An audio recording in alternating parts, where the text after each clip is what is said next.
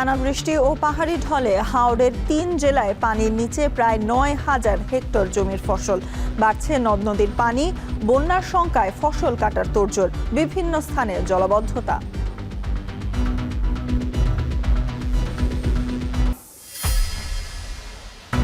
জ্বালানি সংকটের ব্যাপক প্রভাব দেশের চা শিল্পে। ঘন ঘন লোডশেডিংয়ে বন্ধ থাকছে কারখানা। তেল সরবরাহ না পাওয়ায় মৌলভীবাজারের পর্যটন শিল্পে স্থবিরতা।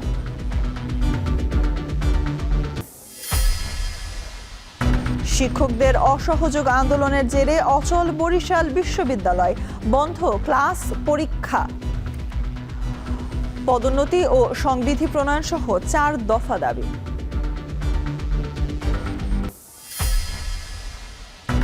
প্রকল্পের সময় বাড়িয়েও আলোর মুখ দেখেনি সিলেট হাইটেক পার্ক। অগ্রগতি কম থাকায় বাতিল প্রকল্প, অবকাঠামোকে ট্রেনিং সেন্টার তৈরির আশ্বাস প্রবাসী কল্যাণ মন্ত্রীর।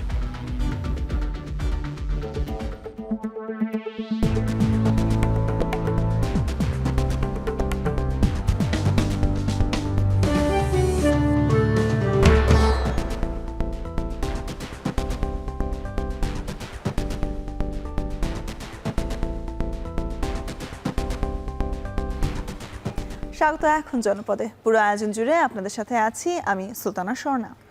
উজানের ঢল ও টানা বৃষ্টিতে সিলেট অঞ্চলে বাড়ছে বিভিন্ন নদ নদীর পানি। বিপদসীমায় বইছে জুড়ি নদী।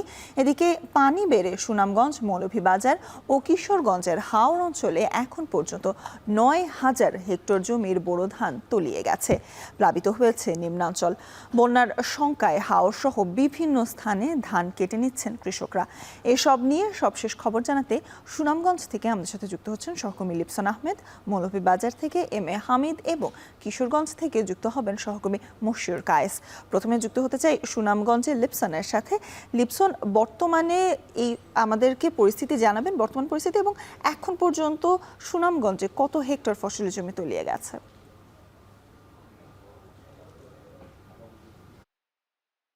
মূলত এটি হাওড় এলাকা। আমরা যদি বলি এই অঞ্চলের অর্থাৎ যে কৃষকরা রয়েছেন তারা যদি তাদের স্বপ্নের এই কষ্টের ফসল গড়ে তুলতে পারেন তাহলেই কিন্তু তাদের সারা বছরের খোরাক জোগায়। তবে আমরা দেখেছি চলতি বছর যখনই আসলে কৃষকরা হাওড়ে ধান কাটতে শুরু করছেন ঠিক সেই সময়টাতে কিন্তু আসলে হাওড়ের বর্জ্য সহ যে বৃষ্টিপাত হচ্ছে সেই বৃষ্টিপাতে কিন্তু আসলে হাওড়ে জলাবদ্ধতার সৃষ্টি হয়ে কিন্তু আসলে অধিকাংশ হাওড়ে ধান কিন্তু ইতিমধ্যে তলিয়ে গেছে। তো আমরা এই মুহূর্তে আছি সুনামগঞ্জের শিয়ালমারা হাওরে। বিশেষ করে যদি বলি এই হাওরটিতে কিন্তু আসলে প্রায় আমরা গতকালকেও দেখেছি যেহেতু গতকালকে বৃষ্টিপাত কম ছিল সেক্ষেত্রে আসলে কৃষকরা পানি থেকে আসলে ধান তুলেছিলেন। তবে এই মুহূর্তে কিন্তু আমরা দেখেছি আজকে ভোর সকাল থেকে কিন্তু সুনামগঞ্জে প্রচুর বৃষ্টিপাত হচ্ছে, সেই সাথে বজ্রপাত হওয়ায় কিন্তু আসলে এই সুনামগঞ্জের যে হাওরগুলো রয়েছে সেখানে কিন্তু আসলে জলাবদ্ধতার পানিতে কিন্তু আসলে কৃষকদের যে পাকা ধান সেই ধান কিন্তু আসলে তলিয়ে যাচ্ছে।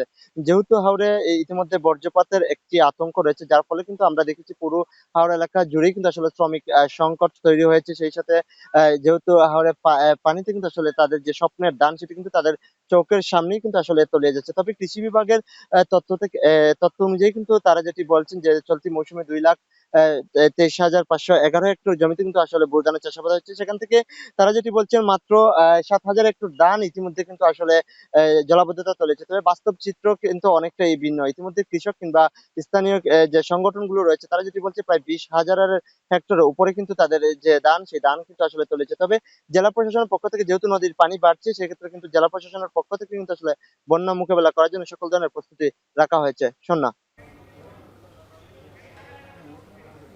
আমরা শুনছিলাম সুনামগঞ্জের পরিস্থিতি।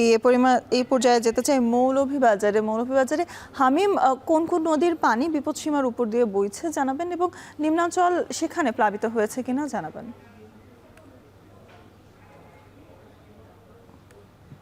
স্বর্ণা, মৌলভীবাজারে গত 3 দিন থেকেই কিন্তু প্রবল বৃষ্টিপাত হচ্ছে এবং বৃষ্টিপাতের কারণে কিন্তু নিম্নাঞ্চল সহ বেশ কিছু বোরো ধান তলিয়ে গিয়েছে। আমি কথা বলেছিলাম শ্রীমঙ্গল আবহাওয়া অধিদপ্তরের সিনিয়র আবহাওয়া পর্যবেক্ষক আনিসুর রহমানের সাথে। তিনি আমাকে জানিয়েছেন যে গত 3 দিনে মৌলভীবাজারে 311 মিলিমিটার উপরে কিন্তু বৃষ্টিপাত হয়েছে এবং তিনি বলেছেন যে গত কালকে 24 ঘন্টায় সিলেট বিভাগের সর্বোচ্চ বৃষ্টিপাত 190 মিলিমিটার বৃষ্টিপাত হয়েছে। এতে করে নিম্নাঞ্চল সহ হাওরের অনেকগুলো ধান তলিয়ে গিয়েছে। মৌলভীবাজারের প্রধান প্রধান নদী মনু নদী এবং ধলাই নদীর পানি গতকাল পর্যন্ত কিন্তু দ্রুত গতিতে বাড়তে ছিল, যেটা আজকে সকালে কিছুটা কমে গিয়েছে। অপরদিকে কুশিয়ারা নদীর পানি শেরপুরে বৃদ্ধি হচ্ছে এবং জুড়ি নদীর পানি এই মুহূর্তে 113 সেন্টিমিটার বিপদসীমার উপর দিয়ে প্রবাহিত হচ্ছে। এতে করে হাওরের বেশ কিছু এলাকা তলিয়ে গিয়েছে। আমি কথা বলেছিলাম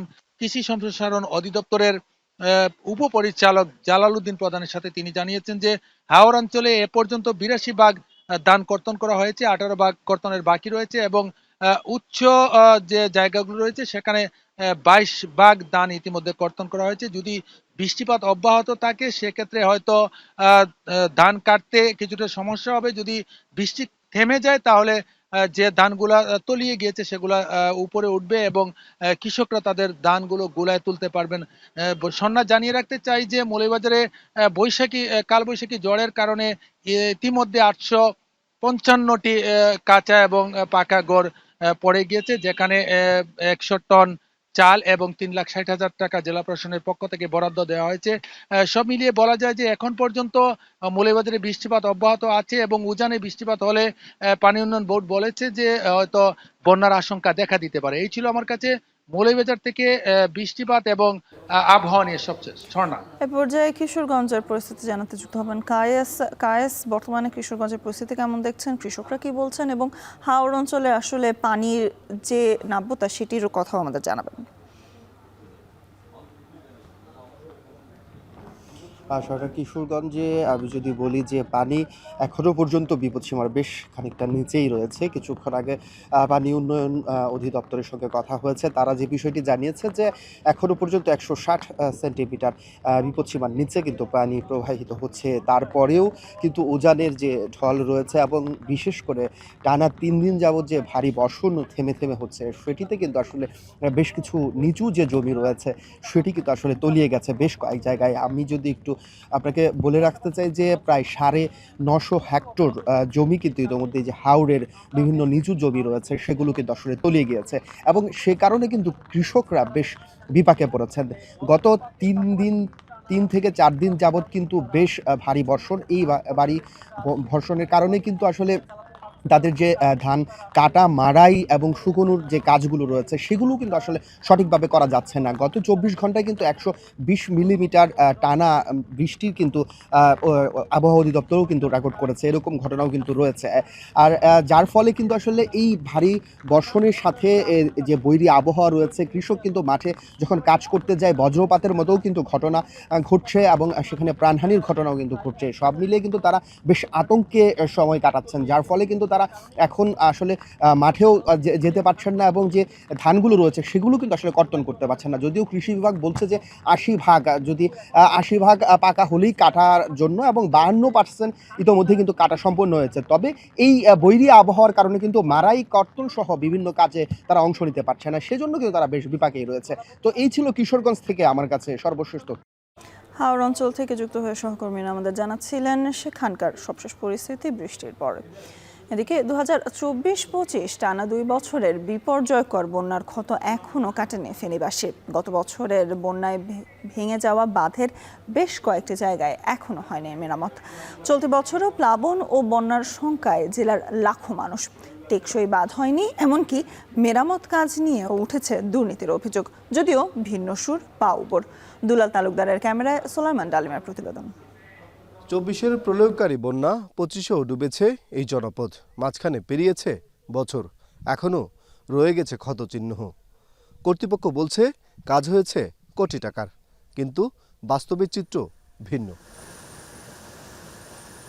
সীমান্তবর্তী পরশুরাম উপজেলার সিলোনিয়া নদী তীরের গ্রাম মির্জানগরের মণিপুর। দুই পারের প্রায় 10,000 মানুষ গেল 2 বন্যায় ব্যাপকভাবে ক্ষতিগ্রস্ত হয়েছে। ফের বর্ষা মৌসুম চলে এলেও এখনও মেরামত হয়নি ক্ষতিগ্রস্ত বাঁধগুলো। বৃষ্টি আর উজানের পানি ঢুকলেই প্লাবিত হবে ফসল, ঘরবাড়ি, পশু পাখির খামার। স্থানীয়দের অভিযোগ, বারবার বলেও মিলছে না কোনো প্রতিকার। পানি উন্নয়ন বোর্ড বলতেছে তারা বাঁধগুলো মেরামত করছে, বাঁধগুলো তারা সংস্কার করেছে, কিন্তু এই যে আমার পিছনে যে বেড়িবাঁধটা দেখছেন এটা সিলোনিয়া নদীর একটি বেড়িবাঁধ। এটা 24 সালের আগস্ট মাসের বন্যায় ভেঙেছিল, এখন পর্যন্ত এই বাঁধটি মেরামত করা হয়নি। এই ধরনের অসংখ্য জায়গা আছে যেগুলো এখন পর্যন্ত মেরামত করা হয়নি। আমাদের গত 2 বছরের বন্যায় ক্ষতি করছে, এখনও আমাদের এই বানগুলা ঠিক হয় নাই। এখন যদি ঠিক না করেন তো হইলে আমাদের এই ধান ফসল পাতি, আমাদের ঘর বাড়ি এগুলো সব নষ্ট হয়ে যাবে ইন্ডিয়ার পানি নামিয়ে।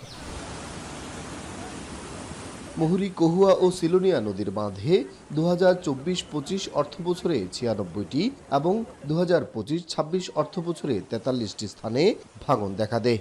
এতে প্লাবিত হয় বিস্তীর্ণ এলাকা। গেল বন্যায় 8 মাস পেরিয়ে গেলেও এখনও শেষ হয়নি বাঁধের কাজ। ফুলগাজী পরশুরামের অর্ধশতাধিক স্থান এখনও ঝুঁকিপূর্ণ। স্থানীয়দের অভিযোগ, বরাদ্দ যা এসেছে কাজ হয়নি তার অর্ধেকও। মাটি দিয়ে নয়, নদী থেকে বালু তুলে দায়সারা মেরামত করা হয়েছে। অনেকবার আসছে, অনেক লোকে আসছে, তবে এটা মেলাবাত হয় নাই। তবে এটা আমরা প্রায় অনেক ফ্যামিলি আছে, তবে এই কিছু ঋণ ফিন করে যে ঘরগুলো করলাম অনেক ঝুঁকিপূর্ণভাবে আছে। তবে এগুলো সবসাথে বান্ধাটা জরুরি। আমি এখানে একটা খামার করছিলাম, পরে ছোট একটা খামার বাড়ানোর একটা সম্ভাবনা রয়েছে, কিন্তু বেরিবারটা যদি ভেঙে যায় আমার বাড়ি ও খামার দোনোটাই ভেঙে চলে যাবে। মুহুরী, কহুয়া, সিলোনিয়া নদীগুলো এগুলার যে প্রশস্ত বা যে খনন কাজটা বা পরিষ্কার করে দিলেও অন্ততপক্ষে এই এলাকার মানুষ বন্যা থেকে রেহাই পাবে। তবে পানি উন্নয়ন বোর্ডের দাবি 2024-25 অর্থবছরে 12 কোটি 81 লাখ টাকার কাজ এবং 2025-26 অর্থবছরে 6 কোটি 37 লাখ টাকার কাজ হয়েছে। এছাড়াও বিশ্বব্যাংকের বি স্ট্রং প্রকল্পের আওতায় 24.55 কিলোমিটার বাঁধ মেরামতের জন্য 30 কোটি টাকা বরাদ্দ হয়েছে। আর মুহুরী, কহুয়া বন্যা নিয়ন্ত্রণ বাঁধের জন্য 1546 কোটি টাকার প্রকল্প একনগে উপস্থাপনের সুপারিশ পেয়েছে। সরকারের প্রায়োরিটি ভিত্তিতে এটা আশা করি অল্প কিছুদিন, নেক্সট কিছু একনেকের মধ্যে এটা আমরা ইনশাল্লাহ একনেকে উপস্থাপন করতে পারবো। দেন আশা করি প্রকল্পটা পাস হয়ে যাবে। তারপরে ফেনীবাসীর যে টেকসই বাঁধের যে চাওয়াটা, এটার প্রসেস শুরু হবে আশা করি। মুহুরী, কহুয়া ও সিলোনিয়া বন্যা নিয়ন্ত্রণ বাঁধের দৈর্ঘ্য 122 কিলোমিটার। এই বাঁধ ভাঙা গড়ার চক্রে প্রতি বর্ষায় মানুষ হারাচ্ছে তাদের সম্পদ ও জীবন। এই অবস্থার স্থায়ী সমাধান চায় নদী তীরের মানুষ। সোলাইমান ডালিম, এখন, ফেনী। এদিকে বৃষ্টি ও বন্যার পূর্বাভাসের কারণে ফেনীর উত্তরের 3 উপজেলায় ধান কাটা ও মাড়াই নিয়ে কৃষকদের মাঝে দেখা দিয়েছে শঙ্কা। এ নিয়ে আরও জানাতে ফেনীর ফুলগাজী থেকে যুক্ত হচ্ছেন সহকর্মী সোলাইমান ডালিম। ডালিম, কৃষকরা কি বলছেন এবং বজ্রপাতের কোনো শঙ্কা রয়েছে কিনা জানাবেন।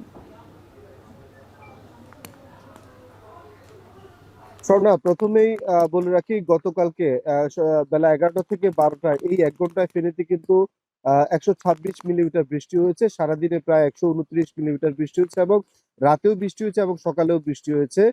তীব্র তাপদাহের পর এই বৃষ্টিটা কিছুটা সাধারণ মানুষের কাছে স্বস্তিদায়ক মনে হলেও ফেনীর ফুলগাজী, পরশুরাম এবং ছাগলনাইয়া সীমান্তবর্তী যে 3টি উপজেলা রয়েছে এবং বন্যা প্রবণ, জলাবদ্ধতা প্রবণ যে 3টি উপজেলা রয়েছে, সেখানকার যারা ধান চাষী রয়েছে তাদের মধ্যে কিন্তু চিন্তার উদ্বেগ ঘটিয়েছে। আমরা ফুলগাজী, পরশুরাম এবং ছাগলনাইয়ার বিভিন্ন এলাকায় সকাল থেকেই দেখেছি বিভিন্ন স্থানে কিন্তু ধান তাদের মাঠ থেকে কিন্তু বাতাসের কারণে নুয়ে পড়েছে এবং কিছু কিছু জায়গায় কিন্তু জলাবদ্ধতা তৈরি হয়েছে। আমরা এখন ফেনীর ফুলগাজীর মুন্সিরহাটের কুতুবপুরের একটি গ্রামে রয়েছে। আমরা আমাদের পেছনে যে মাঠটি রয়েছে সেখানেও আমরা দেখতে পাচ্ছি যে ধানের যে মাঠ, সেখানে কিন্তু প্রায় হাঁটু পানি হয়ে গেছে।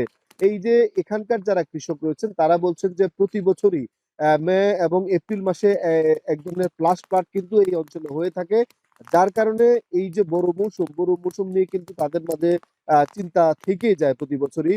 কৃষকরা আমাদেরকে যেমনটি বলছেন যে 2024 এবং 25 সালে যে প্রলয়ঙ্কারী বন্যা ফেনীতে হয়েছিল, সেই বন্যার পরবর্তীতে মুহুরী, কহুয়া এবং সিলোনিয়া যে 3টি সীমান্তবর্তী নদী রয়েছে ফেনীতে, সেই নদীগুলো প্রশস্তকরণ, খননের যে কার্যক্রম, সেটি কিন্তু পানি উন্নয়ন বোর্ড থেকে গ্রহণ করেনি। এছাড়াও যে এইসব বাঁধগুলো ভেঙেছে সেখানেও কিন্তু দায়সারা কাজ হয়েছে, যার ফলশ্রুতিতে কিন্তু এবারও কিন্তু তাদেরকে বন্যায় প্লাবিত হওয়ার সংখ্যা তৈরি হয়েছে। এই ছিল ফেনীর ফুলগাজী থেকে আমাদের কাছে বোরো ধান কাটা নিয়ে সংখ্যা পরিস্থিতির সর্বশেষ। ফেনীর ফুলগাজী থেকে যুক্ত ছিলেন সহকর্মী সোলাইমান ডালিম। চট্টগ্রামে গতকাল জলাবদ্ধতার পর রাতেও পানি ছিল কোনো কোনো এলাকায়। যার প্রধান কারণ জলাবদ্ধতা প্রকল্পের কাজের দুটি খালে বাঁধ নির্মাণ। আজ বিভিন্ন খালে বাঁধ অপসারণের কাজ চলছে। এ নিয়ে আরও জানাতে আমাদের সাথে যোগ দিচ্ছেন সহকর্মী হোসাইন জিয়াদ। জিয়াদ, সিটি কর্পোরেশনের বাঁধ অপসারণের কাজের অগ্রগতি কেমন দেখছেন এবং তৎপরতাও বা কেমন?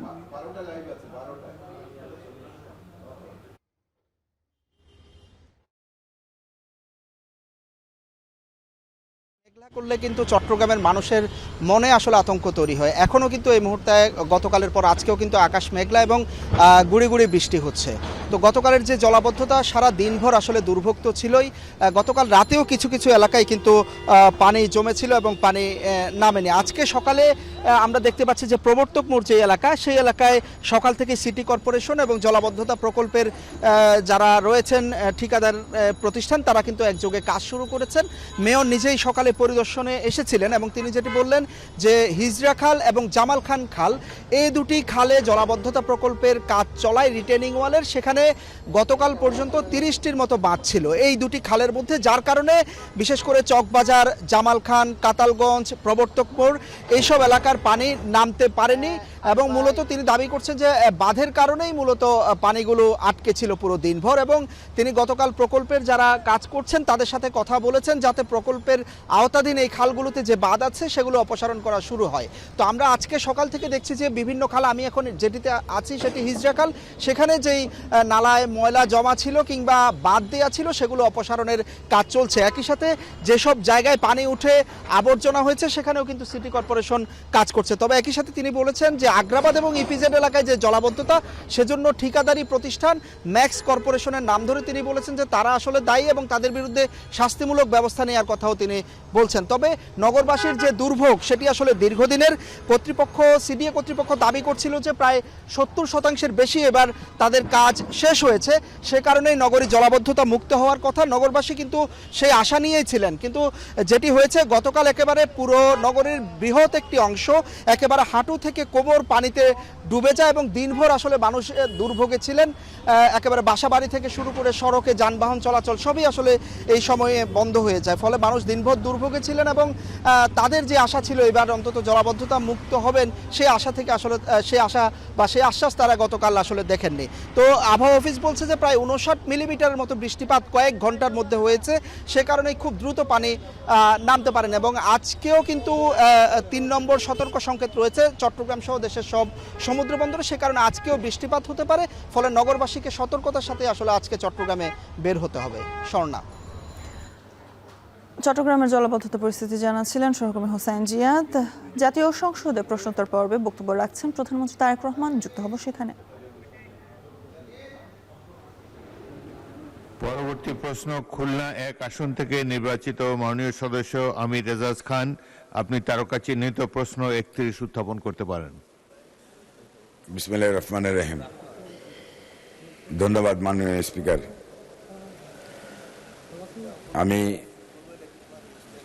প্রশ্ন করতে চাই গণপ্রজাতন্ত্রী বাংলাদেশ সরকারের মাননীয় প্রধানমন্ত্রীকে। আপনি নিশ্চয়ই জানেন, আপনি যখন প্রবাসে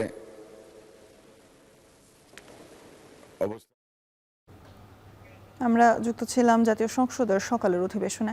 এদিকে ভারী বর্ষণে কুমিল্লা শহর জুড়েই সৃষ্টি হয় জলাবদ্ধতা।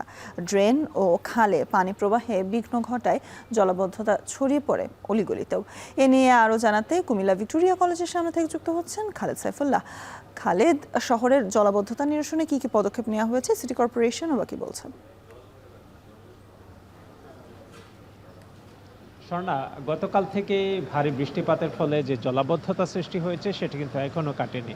বিশেষ করে সেই জলাবদ্ধতার যে পানি আটকে গিয়েছিল পুরো শহরে, সেটি ছড়িয়ে পড়েছে নিচু এলাকাতে, বিশেষ করে অশোকতলা, ভিক্টোরিয়া কলেজ, ধর্মপুর, এইসব এলাকাগুলোতে যে জলাবদ্ধতার সৃষ্টি হয়েছে সেটি কিন্তু সেই পানি কিন্তু এখনও সরেনি, যার কারণে মানুষ সেখানে এই পথে যারা চলাচল করছেন তারা বেশ দুর্ভোগে পড়ছেন। আর ভিক্টোরিয়া কলেজে অসংখ্য শিক্ষার্থী রয়েছেন যারা পরীক্ষার জন্য কলেজে নিয়মিত আসতে হচ্ছে, তারাও বেশ বিপাকে পড়েছেন এই পরিস্থিতিতে। আগামীকালকে তাদের মাস্টার্স পরীক্ষা রয়েছে এবং এখানে নিচু ক্লাসগুলোতে যেগুলো কলা ভবনের নিচতলায় একটি অংশে আমরা দেখতে পেয়েছি যে সেখানে পানি জমে গিয়েছে এবং এখানে যারা শিক্ষার্থী রয়েছেন তারা এই পানি ঠেলেই কিন্তু কলেজে আসছেন। এরকমভাবে অশোকতলা ছায়াবিতান এলাকাতেও কিন্তু ব্যাপক পানি জমেছে, সেখানে প্রচুর মানুষজন সেখানে যারা চলাফেরা করেন, বিশেষ করে রিকশায় সেই পথে চলতে চায় না এবং যারা রিকশা নিয়ে চলাফেরা করছেন তারাও বেশ দুর্ভোগে পড়ছেন। বলছেন যে রিকশা যেতে চায় না, বাড়তি ভাড়া গুনছেন এবং যারা এখানে চলাচল করছেন তারা বলছেন যে এই পানিগুলো যদি সরিয়ে নেওয়া হয় তাহলে আসলে আগামীর বৃষ্টিগুলোতে আরও বেশি জলাবদ্ধতা এবং নোংরা পানি থেকে নানা রকম রোগ জীবাণু ছড়িয়ে পড়তে পারে। তো সিটি কর্পোরেশন এই পানি নিরসনে, জলাবদ্ধতা নিরসনে কাজ করছে। এই ছিল কুমিল্লা ভিক্টোরিয়া কলেজ এলাকা থেকে। কুমিল্লা থেকে জলাবদ্ধতা নিয়ে জানাচ্ছিলেন সহকর্মী খালেদ সাইফুল্লাহ। এখন জনপদে নিচ্ছে একটি বিরতি, সাথেই থাকুন।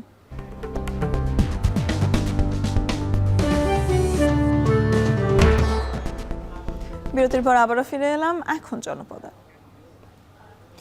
দেশের চলমান বিদ্যুৎ ও জ্বালানি সংকটে মৌলভীবাজারের পর্যটন শিল্পে দেখা দিয়েছে স্থবিরতা। প্রতিদিন 10-12 ঘন্টা বিদ্যুৎ সরবরাহ বন্ধ থাকায় পর্যটন শিল্প সংশ্লিষ্টদের ভোগান্তি চরমে উঠেছে। নিরবিচ্ছিন্ন সেবা না পেয়ে ক্ষুব্ধ দেশি বিদেশি পর্যটকরাও। সংকট দীর্ঘ হলে সীমাহীন ক্ষতিতে পড়বে পর্যটন ব্যবসায়ীরা, সরকার হারাবে রাজস্ব। মৌলভীবাজার থেকে এম এ হামিদের প্রতিবেদন।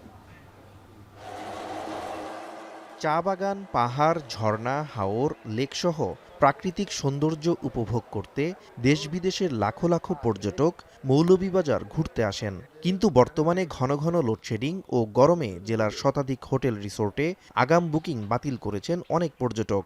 ঢাকা থেকে এসে এখানে যা অবস্থা দেখতেছি, এখানে তো কারেন্ট মাঝে মধ্যে আসে। আসলে 24 ঘন্টার মধ্যে 12 ঘন্টা থেকে 13 ঘন্টা কোন কারেন্ট থাকে।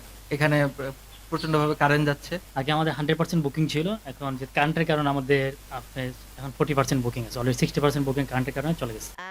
ফ্রান্স থেকে বেড়াতে আসা অবসরপ্রাপ্ত পাইলট ক্রিস্টিয়ানো ঘন ঘন লোডশেডিং ও গরমে তিনি অসুস্থ হয়ে পড়েছেন। No electricity and we have no fan and that is summer season is very big problem for me. পর্যটক কমে যাওয়াতে লোকসানে পড়েছেন পর্যটন সংশ্লিষ্ট হোটেল, রেস্তোরাঁ ব্যবসায়ী, গাইড ও চান্দের গাড়ি চালকরা। চলমান বিদ্যুৎ সংকটে যেমন লোকসান হচ্ছে পর্যটন শিল্পে, তেমনি ক্ষতি হচ্ছে সংশ্লিষ্ট ব্যবসায়ীদেরও। টুরিস্ট নাই বলতেই চলে, বিদ্যুৎ নাই, একদিকে তেল নাই। লাউয়াছড়া জাতীয় উদ্যান সহ মৌলভীবাজার জেলার টুরিস্ট শূন্য। আমাদের ব্যবসা বাণিজ্য একবারে ডাউন হয়ে গেছে, কারণ লোডশেডিং এর কারণে কোনো কিছু আমরা ঠান্ডা করে বিক্রি করতে পারতেছি না। পর্যটকদের মন মতো ঘুরিয়ে দেওয়ার চেষ্টা করি, কিন্তু অ্যাকচুয়ালি আমরা তেলের প্রভাবের জন্য গাড়িটা ঠিক মতো চালাতে পারতেছি না। মৌলভীবাজার জেলায় যতগুলো হোটেল রিসোর্ট আছেন, আমরা কিন্তু বিপুল পরিমাণ ক্ষতির সম্মুখীন হচ্ছি। শুধু আমরাই ক্ষতির সম্মুখীন হচ্ছি না, এতে করে সরকারও কিন্তু এখান থেকে একটা বিপুল পরিমাণ রাজস্ব হারাবে বলে আমরা মনে করি। পর্যটন ব্যবসায়ীদের কথা মাথায় রেখে বিদ্যুৎ সমস্যা দূর করতে পল্লী বিদ্যুৎ কর্তৃপক্ষের সাথে কথা বলে ব্যবস্থা নেওয়ার আশ্বাস জেলা প্রশাসনের। যতটুকু সম্ভব পর্যটনকে অগ্রাধিকার দিয়ে সেই জায়গাগুলো যেন বিদ্যুৎ সরবরাহ রাখা যায়, সেই বিষয়ে আমরা সংশ্লিষ্ট ডিপার্টমেন্টকে অনুরোধ করব এবং প্রশাসনের পক্ষ থেকেও পর্যটকদের যে নিরাপত্তা সহ সার্বিক বিষয়টি রয়েছে আমরা চেষ্টা করব শ্রীমঙ্গল যাতে পর্যটক নির্বিঘ্নে আসতে পারে। এসব সমস্যার সমাধান না হলে দেশের পর্যটন শিল্প পড়বে চরম দুর্দশায়, ভাটা পড়বে সরকারের রাজস্ব আদায়েও। এখন মৌলভীবাজার। দেশের সবচেয়ে মজবুত আরএফএল ল্যাডার, যা 6061 গ্রেড অ্যালুমিনিয়ামে তৈরি। শক্তিশালী এমএস ক্রসবার নিশ্চিত করে সর্বোচ্চ নিরাপত্তা। RFL ladder. জাতীয় সংসদের প্রশ্নোত্তর পর্বে বক্তব্য রাখছেন প্রধানমন্ত্রী তারেক রহমান। যুক্ত হব সেখানে।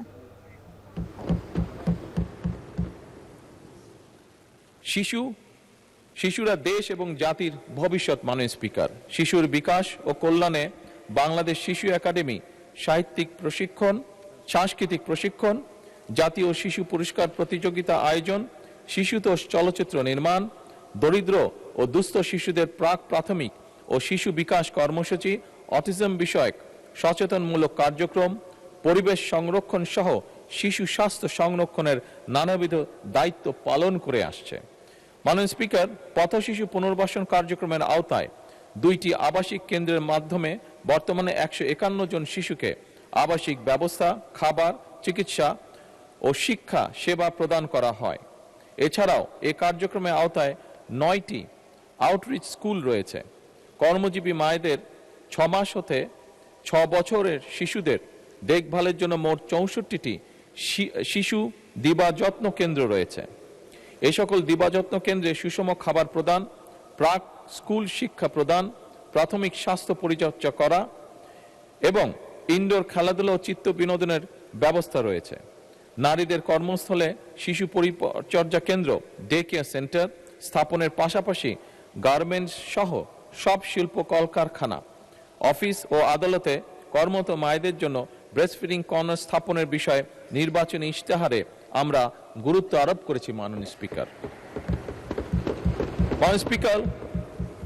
স্পিকার, উপকূলীয় জনগোষ্ঠী বিশেষত নারীদের জলবায়ু পরিবর্তনজনিত লবণাক্ততার ঝুঁকি প্রশমন এবং অভিযোজন সক্ষমতা বৃদ্ধি করে সুপেয় পানির প্রাপ্যতা এবং জীবিকার মান উন্নয়ন নিশ্চিত করার লক্ষ্যে মহিলা ও শিশু মন্ত্রণালয়ের অধীনে জেন্ডার রিপ্রেজেন্টেটিভ ক্লাইমেট অ্যাডাপশন প্রকল্পের আওতায় বাংলাদেশের উপকূলীয় এলাকায় খুলনা জেলার দাকব, কয়রা ও পাইকগাছা উপজেলা এবং সাতক্ষীরা জেলার আশাশুনি ও শ্যামনগর উপজেলা বৃষ্টির পানি সংরক্ষণ ও ব্যবস্থাপনা কার্যক্রম চালু রয়েছে। এ প্রকল্পের মাধ্যমে মোট 43,000 জন নারীকে জীবিকা সহায়তা, প্রশিক্ষণ ও কৃষি উপকরণ প্রদান করা হয়েছে। এছাড়াও 13,308টি পরিবার ভিত্তিক বৃষ্টির পানি সংরক্ষণ ও ব্যবস্থাপনা সম্পন্ন রয়েছে এবং উপকারভোগীর নিকট হস্তান্তরও করা হয়েছে। মাননীয় স্পিকার, এছাড়া 2025-26 অর্থ বছরে 3,000 লিটার বিশিষ্ট আরও 2,000টি পরিবার ভিত্তিক বৃষ্টির পানি সংরক্ষণ ও ব্যবস্থাপনা সিস্টেম স্থাপনের কাজ চলমান রয়েছে। মাননীয় স্পিকার, এই অর্থ বছরে আরও 10 খানা বিশিষ্ট 658টি কমিউনিটি ভিত্তিক রেইন ওয়াটার হারভেস্টিং সিস্টেম স্থাপনের কাজও চলমান রয়েছে। মাননীয় স্পিকার, ধন্যবাদ। মাননীয় সদস্য রবিউল আওয়াল একটি সম্পূরক প্রশ্ন করতে পারেন। জাতীয় সংসদে যুক্ত হয়ে আমরা শুনছিলাম সকালের অধিবেশনের প্রশ্নোত্তর পর্ব। এদিকে বৈশ্বিক জ্বালানি সংকটের ব্যাপক প্রভাব পড়েছে চা শিল্পেও। ঘন ঘন লোডশেডিংয়ে দিনের বড় একটি সময় বন্ধ থাকছে কারখানাগুলো। এতে মারাত্মকভাবে ব্যাহত হচ্ছে চা প্রক্রিয়াজাতকরণ, কমছে চায়ের গুণগত মান, বাড়ছে উৎপাদন খরচও। হবিগঞ্জ থেকে কাজল সরকারের প্রতিবেদন। বিদ্যুৎ নেই, বন্ধ চা কারখানা। খুশগল্প আর আড্ডায় সময় কাটাচ্ছেন শ্রমিকরা। যেখানে একসময় দম ফেলার ফুসরত ছিল না, সেখানে এখন দিনের অধিকাংশ সময়ই কাটছে অলস বসে। যে সময় লোডশেডিং হয় সময় আমরা বসে থাকি, আমাদের কোম্পানি অনেক ক্ষতিগ্রস্ত হয়। আমাদের এখন বেকার সময় যাইতেছে, কারেন্টের নিয়ে অনেকই সমস্যা হইতেছে। 3-4 ঘন্টা বিদ্যুৎ থাকে, 3-4 ঘন্টা পাতিঘাটটা আমাদের পোষায়। এবার মৌসুমের শুরু থেকেই পর্যাপ্ত বৃষ্টিপাত হওয়ায় সতেজ ছিল চা বাগান। অন্যান্য বছরের তুলনায় কুড়িও এসেছে অনেক বেশি, ফলে ভালো উৎপাদন আর লাভের আশায় ছিলেন বাগান মালিকরা। কিন্তু সেই আশায় জল ঢেলে দিয়েছে বৈশ্বিক জ্বালানি সংকট। ঘন ঘন লোডশেডিংয়ে ব্যাহত হচ্ছে চা উৎপাদন, পাশাপাশি চা প্রক্রিয়াজাতকরণের গুরুত্বপূর্ণ ধাপগুলোতে বিঘ্ন ঘটায় কমছে গুণগত মান। অন্যদিকে জ্বালানি সংকটের কারণে জেনারেটর দিয়ে কারখানা চালু রাখতে তৈরি হচ্ছে নতুন সংকট। জ্বালানি তেলের মূল্য বৃদ্ধিতে বাড়ছে উৎপাদন খরচ, এতে চরম অনিশ্চয়তায় পড়েছেন বাগান সংশ্লিষ্টরা। বিদ্যুৎ প্রতিদিন 7 থেকে 8 ঘন্টা থাকে না, এ থেকে আমাদের যে প্রতিদিনের যে শ্রমিকের যে ওয়েজেসটা আসে এ থেকে তো আমাদের ভর্তুকি দিয়ে দিতে হয় এবং প্রোডাকশন যা হয় এর মধ্যে কস্টিংটা বাইরে যায়। ঘন ঘন লোডশেডিং হলে আমরা কাঁচা পাতা ভালোভাবে উইদারিং করতে পারতেছি না এবং ম্যানুফ্যাকচারিং করার সময় আমাদের হচ্ছে গুণগত মান ধরে রাখতে পারতেছি না। আবার ডিজেলের মূল্য বৃদ্ধি পাওয়ায় জেনারেটর দিয়ে ম্যানুফ্যাকচারিং করতে গেলে উৎপাদন খরচ বেড়ে যাচ্ছে। পল্লী বিদ্যুৎ সমিতির দাবি, জেলায় বিদ্যুতের চাহিদা প্রায় 117 মেগাওয়াট, বরাদ্দ মিলছে তার অর্ধেকেরও কম। চা শিল্পের গুরুত্ব বিবেচনায় প্রতিদিন লোডশেডিংয়ের শিডিউল প্রকাশ করা হলেও অতিরিক্ত চাপে অনেক সময় তা ঠিক রাখা সম্ভব হচ্ছে না। এক্ষেত্রে বাগানগুলোকে নবায়নযোগ্য জ্বালানির উপর জোর দিতে আহ্বান জানান হবিগঞ্জ পল্লী বিদ্যুৎ সমিতির এই কর্মকর্তা। এনএলডিসি থেকে স্পেশালি কোনো বরাদ্দ আনা যায় তাহলে কিছুটা তাদের সমস্যার সমাধান করা সম্ভব। অনেক বড় ইন্ডাস্ট্রি তারা সোলার সংযোগ নিচ্ছে, সেক্ষেত্রে আমাদের যে করণীয় আছে আমরা সেইটা খুব দ্রুতই সেভাবে ব্যবস্থা নিচ্ছি। হবিগঞ্জ জেলায় ছোট বড় মিলিয়ে 23টি চা বাগান রয়েছে। দেশের মোট চা উৎপাদনের 22% যোগান আসে এ জেলা থেকে। কাজল সরকার, এখন হবিগঞ্জ। এখন জনপদে নিচ্ছে একটি বিরতি, সাথেই থাকুন।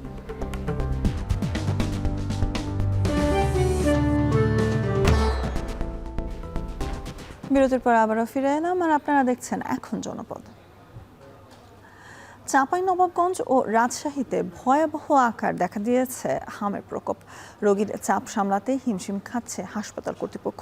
এ নিয়ে আরও জানাতে চাঁপাইনবাবগঞ্জ থেকে যুক্ত হচ্ছেন সোহান মাহমুদ এবং রাজশাহী থেকে রাকিবুল হাসান। প্রথমে যুক্ত হতে চাই রাকিবের সাথে। রাকিব, হামে আক্রান্ত হয়ে রাজশাহীতে কেউ মারা গেছেন কিনা গতকাল জানাবেন বর্তমান পরিস্থিতি।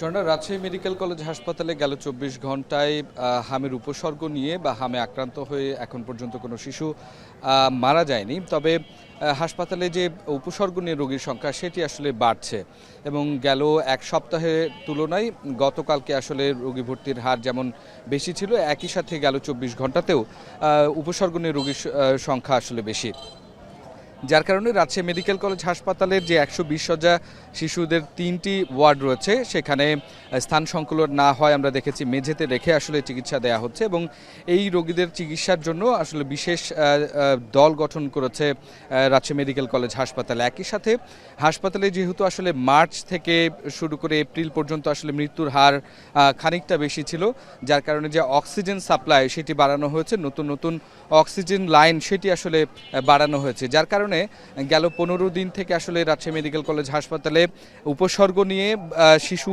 মৃত্যুর সংখ্যা আসলে কমেছে। এই অবস্থাতে রাজশাহী মেডিকেল কলেজ হাসপাতাল কর্তৃপক্ষ বলছে তারা যে তাদের সেবা কার্যক্রম সেটি বাড়িয়েছে এবং একই সাথে অক্সিজেন সাপ্লাইয়ের কারণে যে আসলে মৃত্যুটি বাড়ছিল সেটি আসলে কমেছে। তো এই ছিল রাজশাহী মেডিকেল কলেজ হাসপাতাল থেকে আমার কাছে সবশেষ। আমরা রাজশাহীর পরিস্থিতি শুনছিলাম। সোহান, আপনি জানাবেন চাঁপাইনবাবগঞ্জে হাসপাতালে কতজন শিশু গত 24 ঘন্টায় ভর্তি হয়েছে এবং হামের প্রকোপ বা কেমন সেখানে?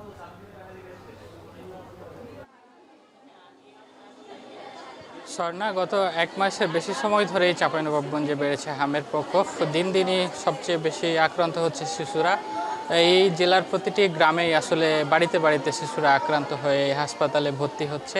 এই হাসপাতালে গত 24 ঘন্টায় 19 জন শিশু ভর্তি হয়েছেন হামের উপসর্গ নিয়ে। এখন পর্যন্ত ভর্তি রয়েছেন 57 জন। আমরা সকাল থেকে চিকিৎসকদের সঙ্গে কথা বলছিলাম। আসলে এই চাঁপাইনবাবগঞ্জ জেলা সদর হাসপাতালে যে অবস্থায় রয়েছেন, চিকিৎসা দিতে হিমশিম খাচ্ছেন চিকিৎসকরা, কারণ এখানে মূলত বেড সংকট রয়েছে। এখানে আইসিইউর ব্যবস্থা নেই।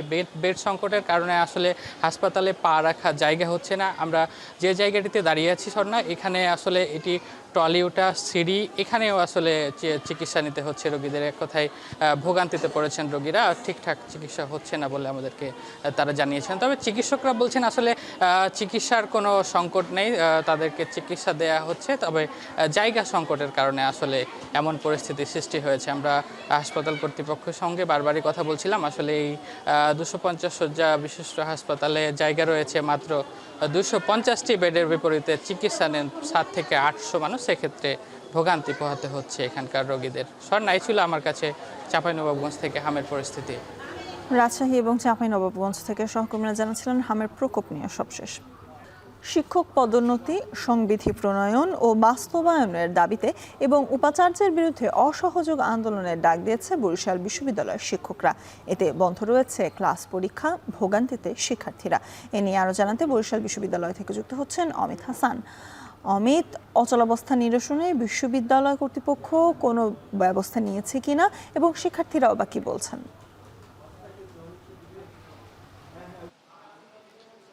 স্বর্ণা, একটু জানিয়ে রাখি যে গত কয়েকদিন ধরেই কিন্তু শিক্ষকরা এই দাবি 4টি করে আসছে। তাদের যে পদোন্নতি রয়েছে, সংবিধি প্রণয়ন রয়েছে, এইসবগুলো বাস্তবায়নের দাবিতে তারা কিন্তু কিছুদিন আগেও আমরা দেখেছি যে 22-23 তারিখ তারা একটি কমপ্লিট শাটডাউন ঘোষণা করেছিল, কর্মসূচি পালন করেছিল এবং সেখানেও যেহেতু তাদের কোনো সুরাহা হয়নি, সে কারণে কিন্তু গতকালকে একটি সংবাদ সম্মেলনের মাধ্যমে তারা এই অসহযোগ আন্দোলনের ঘোষণা দেন এবং সেই অনুযায়ী কিন্তু কার্যক্রম পরিচালনা হচ্ছে। এই মুহূর্তে বরিশাল বিশ্ববিদ্যালয়ের সকল কার্যক্রম মোটামুটি বন্ধ রয়েছে, ক্লাস পরীক্ষা একদমই বন্ধ রয়েছে। শিক্ষার্থীরা বলছেন যে এরকম চলতে থাকলে আসলে তাদের যে সেশন জটের যে সমস্যাটা রয়েছে সেটি কিন্তু আসলে দূর হবে না। বিগত সময়গুলোতে দেখা যাচ্ছে যে করোনাকালীন সময়ে তাদের কিছু সেশন জট সৃষ্টি হয়েছিল, তার মধ্যে এখন আবার যদি শিক্ষকদের এই আন্দোলন চলমান থাকে তাহলে কিন্তু সেই সেশন জট আবার প্রকট আকার ধারণ করবে বলে শিক্ষার্থীরা শঙ্কা করছেন। এবং বিশ্ববিদ্যালয়ের উপাচার্যের সাথে আমরা কথা বলেছি, তিনি বলছেন ইউজিসির সাথে তার কথা হয়েছে, এ বিষয়ে তিনি শিক্ষকদের সাথে বসতে চেয়েছিলেন, তবে শিক্ষকরা সেখানে বসতে চাননি, যার কারণেই কিন্তু আসলে এখন পর্যন্ত কোনো সুরা হয় নাই এবং এ কারণেই কিন্তু বরিশাল বিশ্ববিদ্যালয়ে স্থবির অবস্থা বিরাজ করছে। তো বরিশাল বিশ্ববিদ্যালয় থেকে এই ছিল আমার কাছে সবশেষ। স্বর্ণা। সহকর্মী অমিত হাসান জানাচ্ছিলেন বরিশাল বিশ্ববিদ্যালয় নিয়ে সবশেষ পরিস্থিতি। আর এখন জনপদে এর মধ্যে দিয়ে নিতে চাই একটি বিরতির সাথেই থাকুন।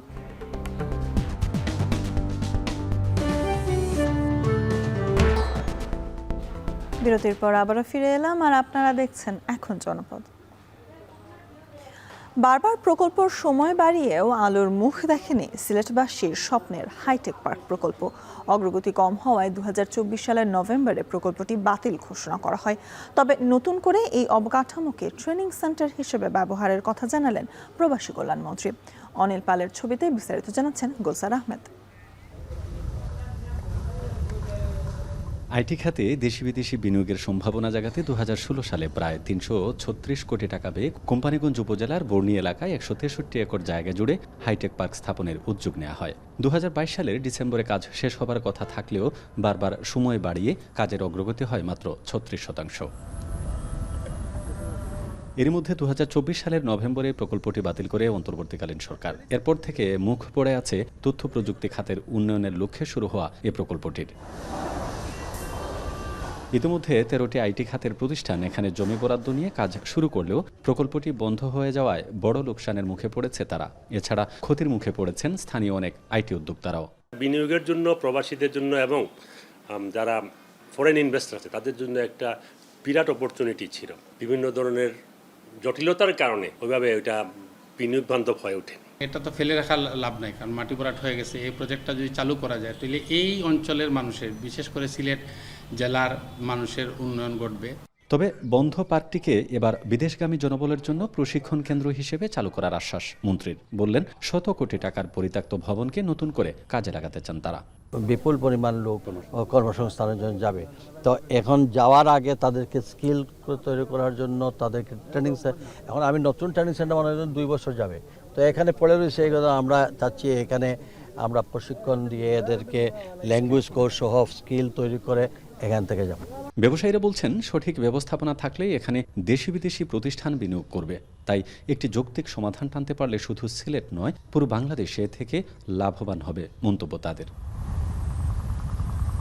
গুলজার আহমেদ, এখন সিলেট। এর মধ্যে দিয়ে শেষ করছে এখন জনপদ।